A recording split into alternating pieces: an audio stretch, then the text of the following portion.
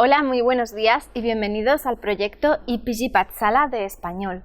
Yo me llamo María Teresa Miramón y soy profesora visitante en la Universidad Jawaharlal Nehru en New Delhi. En esta universidad he impartido asignaturas de literatura como literatura española medieval o literatura española del siglo XX. También he impartido la asignatura de Historia de España del siglo XX y diversas asignaturas de lengua española. Hoy vamos a comenzar con el módulo 18 del paper 13, que se titula Vasco de Quiroga. En este módulo vamos a conocer a otro de los personajes que significó un cambio para la sociedad indígena de México. Para ello, comenzaremos haciendo un breve repaso de los acontecimientos más destacables en su biografía, de los que disponemos datos. Por otro lado, indagaremos en la obra de Vasco de Quiroga, que no se basa solamente en textos escritos, sino en aportaciones físicas y de organización dentro de la sociedad india, así como de ideales, en cierta manera innovadores, dentro de la época y el contexto del siglo XVI de la Nueva España. Así pues, vamos a pasar al primer episodio de este módulo, que se titula Vasco de Quiroga, biografía y contexto. Vasco de Quiroga nació en España en 1470 en Madrigal de Altas Torres, en una localidad de Castilla la Vieja, y murió en su obispado de Michoacán en 1565, a la edad de 95 años. Era hijo de una distinguida familia en la que había miembros que formaban parte de la orden militar y hospitalaria de San Juan de Jerusalén. En esta organización, los caballeros eran considerados militares religiosos, que defendían y protegían a los pobres de la opresión. Sus votos principales eran la castidad, la pobreza y la obediencia. Con estos datos podemos hacernos una idea de la personalidad sacrificada, tanto física como espiritualmente, y altruista de Quiroga, quien vivía acorde con esa ideología. No se conoce con exactitud la ciudad en la que realizó sus estudios, Salamanca o Valladolid, pero sí se puede afirmar, gracias a sus escritos, su gran preparación en los estudios de jurisprudencia que realizó. Principalmente el segundo documento que escribió en América, llamado La Información en Derecho, del año 1535, deja testimonio de la gran valía de Vasco en aquel ámbito. Las ideas presentadas en ella ponen de manifiesto las grandes capacidades de un hombre cultivado intelectualmente y abierto a las nuevas ideas humanistas que corrían por aquel entonces en Europa y en América. Destacamos un periodo en el que su oficio como legislador fue muy importante para su carrera. Se trata de su estancia en Orán, en el norte de África. Fue en 1525 cuando la corona española le otorgó el cargo de juez de residencia. Este puesto era muy importante, ya que nuestro protagonista debía solucionar altercados jurídicos y económicos en un territorio en el que confluían diferentes culturas y religiones. Este trabajo representó para Quiroga una preparación para lo que más tarde afrontaría en América con total plenitud. Gracias a la amistad que mantenía la familia Quiroga con Juan de Talavera, un hombre muy influente en la corte y en el Consejo de Indias, el emperador Carlos V le hizo una importante oferta al licenciado Quiroga. Entre 1529 y 1530 le ofrecería a don Vasco elegir entre ser gobernador de una provincia española, inquisidor o algún cargo relacionado con la conversión de los judíos o un puesto de justicia en la Nueva España. En enero de 1530, Vasco de Quiroga fue nombrado oidor de la Segunda Audiencia de México, formando parte del equipo que sustituiría a la primera audiencia bajo el mandato de Nuño Guzmán. La audiencia estaba formada por 5 juristas que debían asegurar el buen trato hacia los indios, su educación, evangelización y la defensa de sus derechos. aparte también de realizar funciones que representaban los intereses de la corona. En 1535, el Consejo de Indias propone a Vasco de Quiroga como obispo de Michoacán y en 1538 es consagrado en el mismo día sacerdote y obispo. El territorio que le fue asignado al nuevo obispo estaba poblado por indígenas que habían vivido los malos tratos de los conquistadores. El objetivo de Quiroga era que los indios se agruparan en pueblos y que viviesen bajo una organización que atendiera tanto el aspecto espiritual como el político. Sin embargo, para implantar tal proyecto, él no creía en la fuerza, sino que apostaba por un modelo pacífico de conversión. Conseguir su objetivo no le resultó fácil, con tal de que su proyecto de hospitales y pueblos perdurara en el tiempo, debía asegurarse de que Pátzcuaro se consolidara como la ciudad principal de su obispado. Asimismo, debía conseguir el apoyo del rey, convencer a la orden de los franciscanos de la efectividad de su manera de evangelizar, ocuparse de la administración del territorio y ganarse el apoyo del virrey Mendoza. Para todo ello, el obispo tuvo que viajar a España entre 1547 y 1554, con el fin de conseguir los recursos necesarios y así poder desarrollar su proyecto en base a sus ideales de cristianización. Gracias a la situación que vivía Europa en el momento del viaje de Quiroga, este pudo lograr el éxito. Por aquel entonces se celebraba el Concilio de Trento, en los años 1545 a 1563, que estableció la Contrarreforma católica, frente a la Reforma protestante, buscando fortalecer la Iglesia católica en todo el mundo. De la misma manera, jugaron a su favor la experiencia de nuestro protagonista lidiando con asuntos políticos en España y los contactos que tenía en la corte. En 1560 se juntaron las tres comunidades en la ciudad de Michoacán: el clero, los indios y los españoles. Quiroga obtuvo el éxito con su propósito de que los indios y españoles vivieran en paz y bajo el gobierno de la ética cristiana. Sin embargo, sus ilusiones no perduraron, ya que al poco tiempo los indios tuvieron que aportar una carga tributaria por sus tierras. En 1565 muere Vasco de Quiroga, antes de escribir un testamento en el que quería asegurar los bienes y las instituciones que fueron esenciales para la cristianización de los indígenas, el que fue su constante cometido. Tal y como afirma Silvio Zavala en su libro sobre Vasco de Quiroga, en 1530 fue nombrada la Segunda Audiencia de México y con ella se prohibió la esclavitud de los indios. Entre otras instrucciones, en la parte expositiva, el emperador Carlos y su madre anunciaban que ya no estaba permitido hacer guerra a los indios que resistieran a los predicadores de la fe católica, así como tampoco lo estaba esclavizarlos. Desde el descubrimiento hasta entonces, las ansias de cautivar indios por parte de los conquistadores habían hecho mucho daño a la población de las Indias y en concreto a los nativos.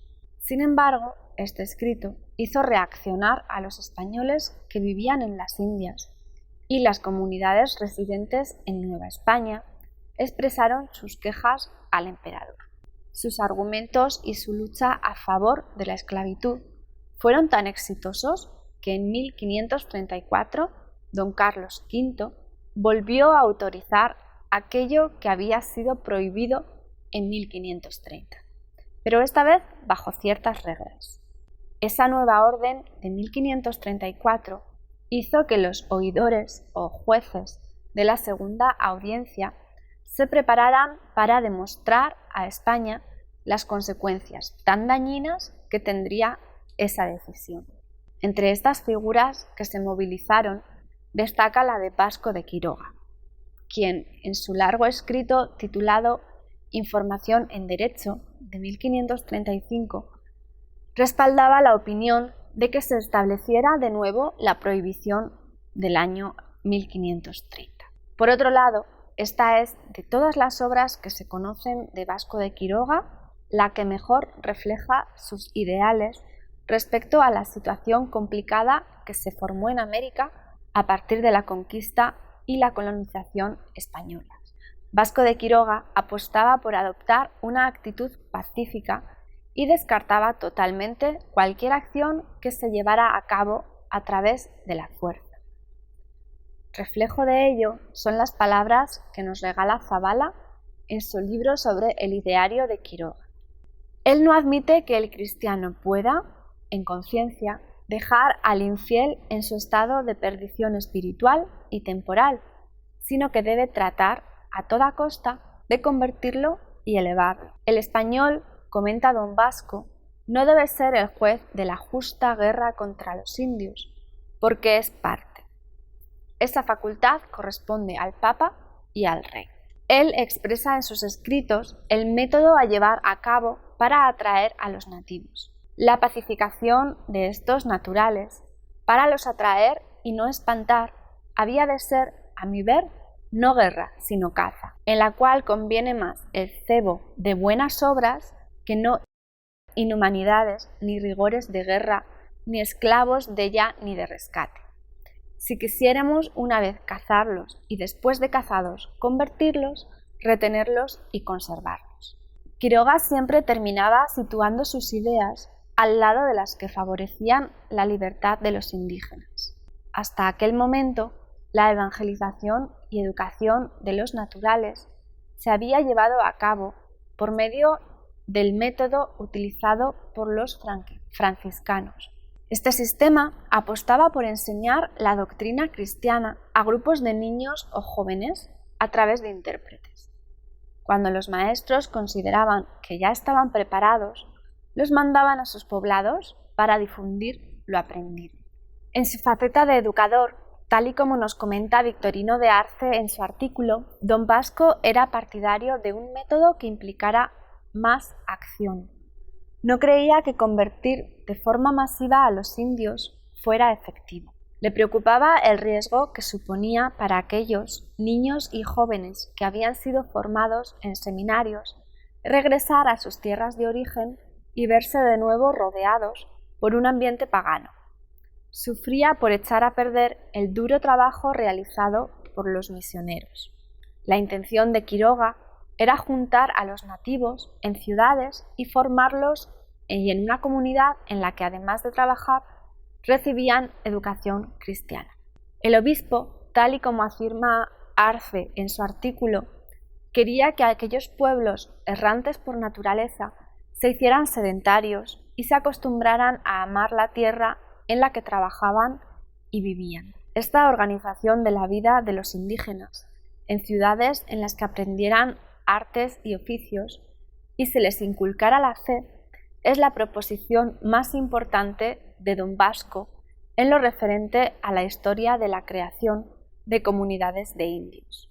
Nos encontramos inmersos en el humanismo del siglo XVI, que se ponía de manifiesto en la filosofía, la política, la literatura y el arte en forma de revolución cultural.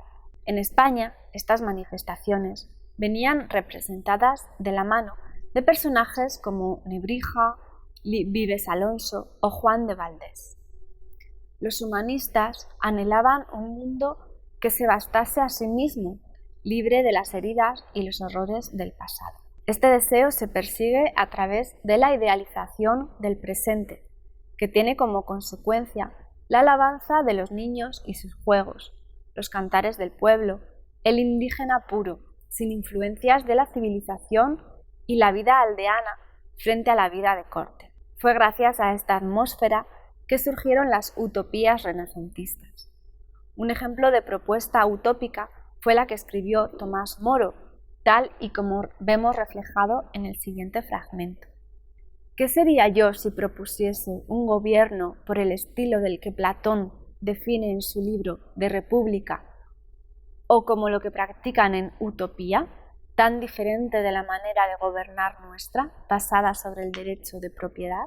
Ante este panorama, no es extraño imaginar la atracción que debían sentir los utopistas de la época por un recién descubierto y enorme continente, poblado por nativos con culturas y tradiciones totalmente diferentes a las occidentales. Vasco de Quiroga, igual que Tomás Moro, se dejaba llevar por la espiritualidad cuando en 1535 afirmaba lo siguiente: porque no en vano, sino con mucha causa y razón, este de acá se llama Nuevo Mundo, no porque se halló de nuevo, sino porque es en gentes y cuasi en todo como fue aquel edad primera y de oro. Nuestro protagonista, Vasco de Quiroga, como buen seguidor de Tomás Moro, adoptaría el sistema utópico con el fin de ordenar la vida de los indios a través de una extraña política en la que se mezclaban el mundo ideal y el mundo real. Según afirma Antonio Arriaga en su artículo sobre los pueblos que fundó Vasco de Quiroga, la principal ocupación en la vida de nuestro personaje fue fundar pueblos y dividirlos en calles, plazas y edificios. Se convirtió así en un descubridor de parte del paisaje actual de México, tal y como comenta Arriaga. Arriaga dice que don Vasco de Quiroga, el civilizador, tuvo la virtud de saber aprovechar la cultura tarasca y proyectarla hacia una nueva etapa de desarrollo. Cuando don Vasco llegó a la provincia, los indígenas se habían remontado a la sierra y por medio de la persuasión logró que iniciaran el regreso a sus antiguos poblados y los reconstruyeran rehaciendo pueblos que luego se convirtieron en ciudades. Vasco de Quiroga fue el fundador de varios hospitales, 3 de ellos muy grandes en Santa Fe de México, que alcanzó los 3.000 habitantes, Santa Fe de la Laguna en Pátzcuaro o Santa Fe del Río, cerca de la región de La Piedad. La organización de sus ciudades hospital se basaba en que el trabajo en común era obligatorio durante 6 horas y las cosechas eran repartidas de forma equitativa. Los gastos del hospital eran cubiertos con las ganancias de la comunidad y lo que sobraba era repartido entre los más desfavorecidos. Los habitantes vestían trajes iguales y los regidores eran elegidos por la comunidad. Las ordenanzas son los escritos que dejó don Vasco en los que se encuentran las normas para el gobierno de los hospitales de Santa Fe en México y Michoacán, donde sentó las bases de un nuevo sistema de organización social fundado en los humanistas del siglo XVI, porque deseaba un mundo igualitario, pero con raíces indígenas. De Arce afirma lo siguiente en su artículo: si analizamos más a fondo las ordenanzas, observamos que son 3 los aspectos esenciales en los que se fundamenta su método educativo: el respeto a la libertad del individuo, una visión global de la persona humana y la atención a las particularidades propias de cada individuo. Todo ello enmarcado en una concepción cristiana de la vida. Se trata de una de las figuras más destacadas de España en México, con una importante influencia a través de sus acciones y de sus escritos, como por ejemplo en la doctrina para los indios y sermones o las reglas y ordenanzas para el gobierno de los hospitales de Santa Fe, México y Michoacán. Podemos finalizar este módulo destacando la gran representación de las ideas humanistas llevadas a cabo a través de las ciudades hospital por Vasco de Quiroga. Se trata de un personaje importante en el contexto de la Nueva España del siglo XVI, por sus aportaciones innovadoras a la hora de evangelizar a los indígenas. Sus buenas acciones son todavía recordadas en la actualidad, tal y como afirma Arriaga en su artículo. Cuando falleció don Vasco de Quiroga, la historia cerró un capítulo, y los pueblos siguen recordando y pensando que un día reencarnará don Vasco en un nuevo apóstol que lo salvará de la pobreza y la ignorancia, porque su corazón fue de padre y no de encomendero, y porque mereció ser llamado, más bien que ilustrísimo señor, obispo don Vasco de Quiroga, dulce y sencillamente Tata Vasco. Por otro lado, y para concluir, queremos hacer referencia a las palabras que Silvio Zavala dedica a don Vasco acerca de la influencia que tuvieron las ideas humanistas en su novedosa manera de adoctrinar a los indios. Estas palabras reflejan la repercusión de sus actos, que a día de hoy todavía son alabados. Dice así: admiro la generosidad de miras del utopista de Nueva España, que fácilmente excede a las que suelen ofrecer las historias de las ideas coloniales. Porque Quiroga no solo condena a la codicia y el rigor que acompañan al contacto de diversas razas y civilizaciones, y defiende el amor cristiano al prójimo, sino que mira al aborigen con ojos de esperanza para crear un modelo excelente de humanidad. Este matiz singulariza y eleva su pensamiento entre los otros de la abundante cosecha española del siglo de la conquista. Y esto es todo sobre Vasco de Quiroga. Muchas gracias por escucharnos.